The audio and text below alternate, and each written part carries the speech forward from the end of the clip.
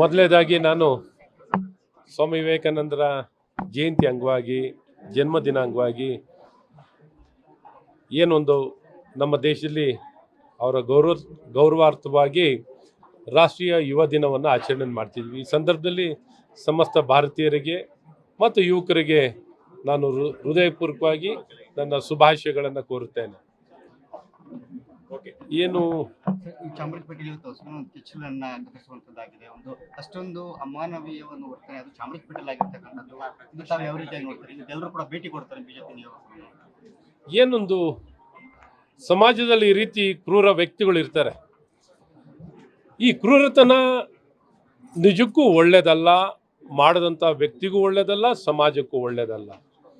ಏನೊಂದು ಹಾಲನ್ನು ಕೊಡೋಂಥ ಆ ಕಾಮಧೇನು, ಆ ತಾಯಿ ಗೋಮಾತವನ್ನು ಈ ರೀತಿ ಕ್ರೂರವಾಗಿ ಕೆಚ್ಚಲನ್ನು ಕುಯ್ಯುವಂಥದ್ದು ನಿಜಕ್ಕೂ ಕ್ರೂರಿತನ. ಇದನ್ನು ಸಂಪೂರ್ಣವಾಗಿ ಖಂಡಿಸ್ತೀವಿ. ಇದನ್ನೆಲ್ಲ ತಡೆಗಟ್ಟಲಿಕ್ಕೆ ಸಮಾಜದಲ್ಲಿ, ಹಾಗಾಗಿ ಆ ಸಮಾಜದಲ್ಲಿ ಆ ದ್ವೇಷ ವೈಮನಸ್ಸು ಏನಿದೆಯಲ್ಲ, ಆ ದ್ವೇಷ ವೈಮನಸ್ಸನ್ನು ನಾವು ತೆಗೆದಾಕಬೇಕು.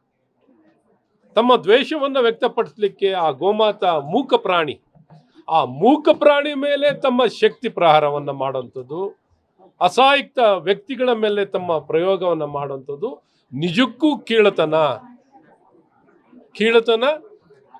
ಆ ಕೀಳಮಟ್ಟದ ಆಲೋಚನೆಯಿಂದ ಆ ವ್ಯಕ್ತಿಗಳು ಬರಲಿ ಅಂತ ಸ್ವಾಮಿ ವಿವೇಕಾನಂದರ ಈ ಜಯಂತಿಯ ಈ ಶುಭ ದಿನ ನಾನು ಭಗವಂತನಲ್ಲಿ ಪ್ರಾರ್ಥನೆಯನ್ನು ಮಾಡಿ ಸದ್ಬುದ್ಧಿಯನ್ನು ಕೊಡಲಿ ಆ ವ್ಯಕ್ತಿಗಳಿಗೆ ಅಂತ ಕೇಳ್ತಾ, ಇಂಥ ತಡೆಗಟ್ಟಲಿಕ್ಕೆ ಸಮಾಜದಲ್ಲಿ ಕೆಟ್ಟದಾಗ್ತಾ ಇರುತ್ತೆ.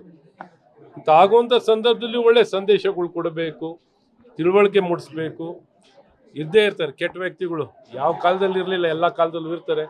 ಹಾಗಾಗಿ ಇದು ಸರಿಪಡಿಸುವಂಥ ಪ್ರಯತ್ನಗಳನ್ನು ನಾವು ಮಾಡೋಣ. ಮತ್ತು ಈ ಸರ್ಕಾರದಲ್ಲೂ ಎಲ್ಲ ಒಂದು ಕಡೆ ಸಂವಿಧಾನದಲ್ಲೂ ಭಾಳ ಸ್ಪಷ್ಟವಾಗಿದೆ, ಗೋಮಾತವನ್ನು ರಕ್ಷಣೆ ಮಾಡಬೇಕು. ಗೋಮಾತವನ್ನು ಏನೊಂದು ಗೋಮಾಂಸವನ್ನು ತಿನ್ನಲಿಕ್ಕೆ ನಿರ್ಬಂಧನೆಯನ್ನು ತರಬೇಕು ಅನ್ನುವಂಥದ್ದು ಭಾಳ ಸ್ಪಷ್ಟವಾಗಿ ಸಂವಿಧಾನದಲ್ಲೂ ಇರುವಂಥದ್ದಿದೆ. ಅದರಲ್ಲೂ ರಾಜಕೀಯ ಬೆರೆಸುವಂಥ ಪ್ರಯತ್ನಗಳೇನು ನಡೀತಿದೆಯಲ್ಲ, ಹಾಗಾಗಿ ಗೊಂದಲ.